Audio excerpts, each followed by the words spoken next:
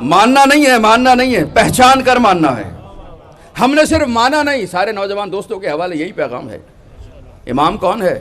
ہمارا امام علی کو امام مانا ہے۔ کیوں مانا ہے؟ یہی ساری بات ہے، سنائی نہیں، دلیل کے ساتھ ماننا ہے۔ عقیدہ ہے، عقیدے کی بنیاد دلیل ہوتی ہے، دلیل ہونی چاہیے کہ کیوں مانا جا رہا ہے۔ پہلے پہچانو پھر مانو۔ پہچاننے کا مرحلہ پہلے ہے، ماننے کا مرحلہ بعد میں ہے۔ جو بھی عقیدہ رکھنا ہے دلیل کے ساتھ ہونا چاہیے۔ ساری دنیا کو یہی مشورہ ہے کہ جسے بھی اپنا لیڈر، رہنما، قائد، مقتدی، پیشوا، امام مانو تو ماننے سے پہلے ذرا اس کا ماضی تو دیکھ لیا کرو۔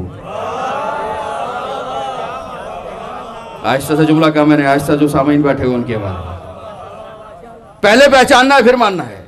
جسے بھی اپنا لیڈر، رہنما، قائد، مقتدی، پیشوا مانو، امام ماننے سے پہلے ذرا اس کا ماضی تو دیکھو کہ اس کا بچپن کیسا گزرا، اس کا لڑکپن کیسا گزرا، اس کی نو عمری کیسے گزری، اس کی نو خیزی کیسی گزری، اس کی جوانی کیسے گزری، اس کی نوجوانی کیسی گزری، بڑھاپا کیسا گزرا۔ جملہ آپ کے حوالے کر رہا ہو، پہلے پہچانو پھر مانو۔ پہلے دیکھو کہ بچپن کیسا گزرا، جوانی کیسی گزری، بڑھاپا کیسا گزرا، وہ آیا کہاں پر، وہ رہا کہاں پر، وہ پلا کہاں پر، وہ بڑھا کہاں پر، وہ سویا کہاں پر، وہ رویا کہاں پر، وہ جاگا کہاں پر، وہ بھاگا کہاں پر۔